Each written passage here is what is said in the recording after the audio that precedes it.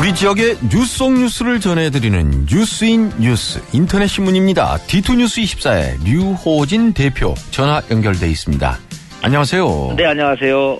대전 유성 복합터미널 조성 사업이 왜 이렇게 꼬여가는 걸까요? 이 지난해 맺은 협약이 무효다라는 판결이 나왔는데 먼저 이 부분부터 좀 정리를 해 주시죠. 네, 어제 대전지방법원에서 나온 판결인데요. 유성복합터미널 사업 후순위 협상 대상자인 그 지산 DNC 건소시엄이 도시공사를 상대로 낸 그 무효 확인 소송에서 지산 쪽에 손을 들어줬습니다. 이번 판결로 현재 이 실시 설계 용역이 수행 중인 이 도시공사와 이 롯데건설 컨소시엄 이 사업 진행은 우선 어렵게 됐습니다. 사업이 이제 원점에서 다시 시작을 할 상황에 놓이게 됐는데요. 재판부는 어제 판결문에서 이런 얘기를 했습니다. 우선 도시공사가 이 공모 지침에 규정된 이 기한을 넘겨서 협약을 체결한 것은 정당한 이유가 없다 이렇게 판결을 했습니다. 이어서 정당한 이유 없이 공모 지침을 어긴 이 롯데건설 컨소시엄은 협약서 제출기한 종료와 동시에 우선협상 대상자 지위를 잃었다 이렇게 판시했습니다. 그럼 이제 또다시 시작해야 된다는 거잖아요. 네, 그렇게 되겠습니다. 우선 잠깐만요. 네. 그 예전에 그 류 기자께서 도시공사의 그 행정이 이렇게 허술할 수 있나 이 부분을 지적을 했는데 이 부분이 결국 문제 아닙니까? 네, 그렇습니다. 사실 이 당시를 조금만 정리를 해보면 정말 허술한 점이 많았는데 우선 일반인이 봐도 그렇습니다. 이 도시공사가 애초에 정해진 그 사업 협약서 제출 기한을 이제 열흘이 지나서야 이제 우선협상 대상자하고 사업 시행을 체결했는데요. 예. 처음에는 이 우선협상 대상자가 협약서 제출 기한을 넘기다 보니까 후순위하고 이 협약을 체결하겠다 이렇게 얘기를 꺼냈습니다. 예. 그런데 불과 열흘 만에 이걸 해서 손바닥 뒤집은 다음에 다시 이 우선협상 대상자하고 이제 협약을 체결했는데 이 과정에서 이 공모 지침에도 없는 최고이라는 이 단어를 꺼냈는데요.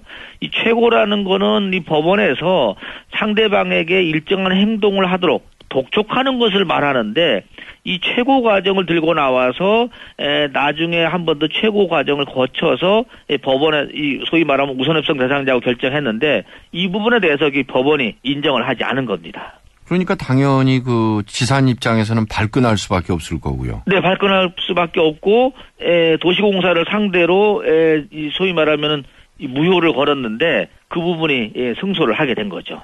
결국 피해는 고스란히 시민이 입게 됐는데 앞으로는 어떻게 되는 겁니까? 네, 우선 이번 결과에 대해서 이 계약 무효가 되다 보니까요. 이 도시공사 측에서 이제 이걸 항소를 할 것이냐 이 부분이 지금 우선 핵심이 되겠습니다. 그래서 만약에 항소를 하지 않으면은 뭐 어느 정도 일은 진행이 될 수 있다고 합니다. 그런데 만약에 항소를 하게 되면은 또 지루한 법정 이제 2심, 3심까지 이어지다 보면은 뭐 그 기간의 연장은 고스란히 이제 시민들 피해가 가겠습니다.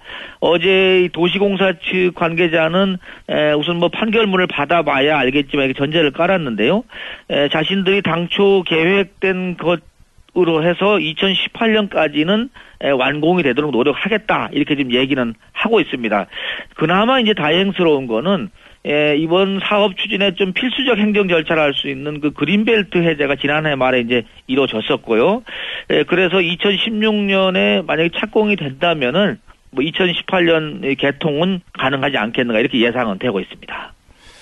그린벨트 해제가 마침내 이루어진 게 다행인데요. 네네. 그 말 역시 뒤집어서 설명을 하면 그린벨트도 해제가 됐고 멍석은 다 깔렸는데 행정 절차 실수해가지고 결국 처음부터 다시 해야 된다는 얘기가 되는 거잖아요. 그렇습니다. 사실 그때 당시에 언론에서도 도저히 납득할 수가 없다. 어떻게 이 기한이 지나갔으면 일반적인 상식도 다음 후순위하고 정해져 있는 대로 규정대로 해야 되는데 왜 느닷없이 나오지도 않은 최고라는 단어를 꼬집어내서 어거지로 했느냐. 그러다 보니까 뭐 특정 기업의 입김이 작용하지 않았나 이런 얘기도 많이 나왔던 게 이 사실입니다. 두 번째 안 역시 아주 굵직한 사안입니다. 최근 호남 고속철의 서대전역 경유 여부에 대해서 지역민의 관심이 뜨거운데 20% 경유설이 또 나오고 있죠? 네, 어제 이 호남 고속철 개통과 관련해서요. 대전시하고 충청남도 그리고 충청북도 또 전라남도 전라북도 광주 이렇게 7개의 지방자치단체하고요. 이 국토교통부하고 코레일이 만나서 노선 문제를 논의를 했다고 합니다. 그런데 그 논의 전후에서 이제 언론에 나온 것이 서대전역에는 20% 정도가 경유할 것이다. 이런 얘기 나왔는데 20%라는 이 의미는 지금 한 50여 편이 운행되고 있는데요. 그러면 한 10번 정도 지금 밖에 안 다닌다. 이렇게 얘기가 나올 수가 있습니다. 대전시는 어제 현장에서 최소한 절반은 유지돼야 된다. 이렇게 주장을 했다고 합니다. 이 절반 주장에 대해서 이제 나오는 것이 코레일 측인가 어디서는 이제 이용객이 전체가 20%인 점을 감안해서 20%가 나오는 게 아니냐 이렇게 해석은 나오고 있는데 최종적으로 이 서대전역 경유 여부는 너무 예민하다 보니까는 현재까지는 공개는 되지 않고 있는 상태입니다. 이렇게 되면 먼저 우리 지역 입장에서 보자면 지역민들의 불편은 불보듯 뻔한데요. 네, 그렇죠. 지금 50여 편이 지금 운행되던 것이 절반도 아니고 지금 10번으로 간다면은 상당히 지금 피해가 됩니다. 우선 몇 가지 통계를 제가 말씀을 드리면은요.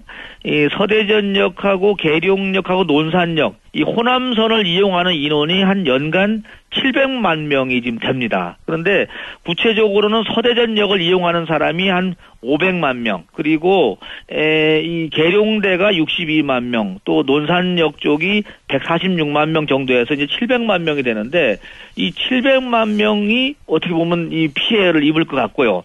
이 최소한 서대전역을 통과를 하게 되면은 논산이나 계룡이 어떻게 보면 하차하는 사람들이 서대전역을 통해서 갈 수 있기 때문에 대체적으로 일로 움직인다고 봤을 때는 이 어떻게 피해가 상당히 크다 이렇게 좀 볼 수가 있겠습니다. 최소한 30% 이상은 넘어가야 되지 않겠느냐 나오는데 이게 어떻게 결론이 내려질지는 정말 지켜봐야 될 부분이 많은 것 같습니다. 또 두 번째는 이렇게 설령 30% 40% 증액을 하게 되면요. 네. 증편을 하게 되면 서울 광주, 서울 목포를 이용하는 분들이 이분들의 또 불만이 있을 텐데 애꿎은 우리 충청인들이 좀 뭐라고 할까요? 볼멘 소리의 대상이 돼버리는 이런 모양새. 사실 지금 오늘 아침 신문에 나오지만은요, 이 서울서 광주까지가 이제 90분 시간대라고 나오지 않습니까? 예. 예, 사실 그런 1시간 반이 이제 단축되는데 대전을 서대전역을 통과를 할 경우에는 아무래도 시간이 좀 더 걸리는 부분이 있습니다. 그래서 어떻게 보면 대전시 같은 경우는 지금 노선을 당초에 결정할 때도 좀 비켜갔지 않습니까? 예. 여기서 또 운행에도 소외를 받다 보니까 지금 정치권에서 그동안에 뭐 했느냐, 그리고 지방자치단체가 왜 팔짱만 끼고 있었느냐, 이런 볼멘 소리가 당연히 나올 수밖에 없고요. 결국 지금 아까 말씀드린 대로 20% 30% 얘기 나오지만은 결국은 나머지 60% 70%가 줄어든다는 거 아닙니까? 예. 이렇게 되면 서대전역 인근이 아무래도 이제 어떻게 보면은 이용객들이 적어지다 보니까는 또 공동화 현상이 나오지 않게 이런 걱정의 소리가 나오는 게 현실입니다. 그래요. 네, 오늘 소식 잘 들었습니다. 네, 감사합니다. 네, D2뉴스 24의 류호진 대표였습니다. 네, 플러스 시간입니다. 경찰청 이 총경급 인사가 있었네요. 전국적으로는 373명의 인사가 있었는데 우리 지역만 좀 살펴드리겠습니다. 대전 동부서장의 유재성, 그리고 둔산서장의 김기용, 천안 동남서장의 장권영, 예산서장의 최현순, 그리고 서천서장의 박희용, 또 청양서장의 조기현 총경이 각각 자리를 옮겨 앉았습니다. 대체적으로 이 경찰청 인사는 1년에 한 번 정도는 자리를 거의 이동하는 것으로 지금 이렇게 나오고 있습니다. 그동안 말 많던 효문화 뿌리 축제 예산이 부활되는 것 같습니다. 중구의회 예결위를 어제 통과를 했고요. 오는 19일 날 본회의에서 처리가 될 예정이라고 합니다. 대전 시티즌 사장이 또 구설수에 올랐네요. 지난번에 안나푸르나 동행설 때문에 뒷말이 좀 나왔는데 이번에는 일본 전지훈련장을 방문한 것에 대해서 뒷말이 나오고 있습니다. 엊그제 12일 날인가요? 사표를 던졌는데 사퇴 의사를 밝히고 나서 그 다음에 이 해외 방문을 가다 보니까 좀 적절치 않다 이렇게 얘기가 나오는 것 같습니다. 어떻게 지금 사장 시티즌 쪽 입장에서는 올해 처음에 해외에서 캠프가 진행되는 것인데 여기에 학부모들 걱정이 많아서 사장이 직접 챙기겠다 이렇게 한 약속을 실천하기 위한 것으로 알고 있다 이렇게 지금 해명이 나오고 있습니다. 그 다음에 대전의 그 경유택시 도입이 지금 추진이 되는데요. 반대 여론이 확산되고 있다는 소식도 있습니다. 환경단체들, 시민 건강을 위협하는 어떤 좀 정책이다 해서 반대 성명을 내놓기도 했네요. 스타벅스가 매장별로 이 럭키백 판매가 되는가 봅니다. 럭키백이라는 게 이런 거네요.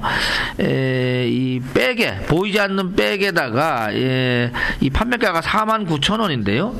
이 상자 안에 최대 15만원 정도 달하는 상품이 들어있다고 합니다. 그거보다 아래도 있고요. 3만원부터 15만원까지 들어있는데, 무작위로 사서 행운을 얻는 건데, 이 상술에 어제도 새벽까지 줄을 서는 진풍경이 벌어졌다는 소식도 있습니다. 김성근 한화 감독이 전지훈련을 좀 떠나는데요. 아무튼 이분의 훈련, 지역 훈련으로 유명한데 원칙으로 돌아가겠다 이런 일성을 날리고 어제 출발을 했다고 합니다. 대전 경제계의 두 사람, 이인구 계룡 명예회장 그리고 정성욱 이 금성백조 회장이 어제 같은 날 명예박사 학위를 받았습니다. 한 분은 한밭에서, 한 분은 한남대학교에서 각각 명예박사 학위를 받았다고 하네요. 그 다음에 요즘 이 도시철도 2호선 트램 결정한 뒤에 지금 대전시가 좀 코너로 몰렸었는데 어제 은행동 상인회가 2호선 트램 지지를 선언을 하고 나섰다는 소식도 오늘 아침 신문에 올라와 있습니다. 나소열 서천 전 군수조하고 박수현 국회의원 간의 이 새정치민주연합 충남도당위원장 자리를 놓고 내일 경선이 벌어진다고 합니다. 네, 서울에서 광주까지 이제 90분 시대가 열렸다는 소식도 올라와 있네요. 네, 마지막으로 하나 더 말씀드릴게요. 공주에 사는 임희성 씨, 사는 분이 아니죠. 현대자동차의 이 부장인데요. 임희성 부장이 올해 이 판매왕으로 선정이 됐다고 합니다. 작년도 선정됐었네요. 올해 한 해 판매량이 자동차 판매량 몇 대나 팔 것 같습니까? 이분은 343대 자동차를 팔았다고 합니다. 6년 연속 최다 판매 직원으로 뽑혔다고 합니다. 야, 대단합니다. 2001년도에 입사를 했는데요. 누적 판매량이 3,888대를 기록을 했다고 합니다. 이런 사람은 사장이 업어줘도 시원치 않겠습니다. 대전 지점에 김기양 부장이 있는데요. 이분이 2위를 차지했네요. 290대를 한 해 팔았다고 합니다. 충청도 사람들 느린 줄 알았더니만은 이 영업에서는 또 1, 2위를 차지했습니다. 네. 끝으로 국회의원 이 해경선 이용 얘기가 지금 살짝 나오고 있는데 충남 서산 태안이 지역구인 새누리당 김재식 의원이요. 지난 13일 날 가의도를 가서 지역 주민들에게 의정보고 형식의 간담회를 가졌는데 돌아오는 배편에 이 해경선을 이용을 한 게 지금 이 수겸 이제 논의가 나오고 있습니다. 논란이 되고 있습니다. 이 어떻게 또 알게 됐는지 해경선 이용한 걸 알게 됐네요. 김 의원 측은 사정상 부득이했다. 다음 스케줄 맞추기 위해서 부득이하게 해경의 협조를 구했는데 결과적으로는 죄송스럽고 생각한다 이렇게 사과를 했네요. 여기에 대해서 어제 새정치민주연합이 논평까지 냈습니다. 해낭 구조, 해상 치안, 뭐 중국어산 불법 조합 단속 이런 데 바쁜 이 태안 해경을 이 장비를 이용해서 되겠느냐 이런 얘기죠. 예, 그래서 해경이 무슨 근거로 해경서를 제공했는지 경위를 밝혀라 이렇게 아주 압박을 하기도 합니다. 자, 주말 잘 지내시고요. 네, 이상 플러스 뉴스 마치겠습니다.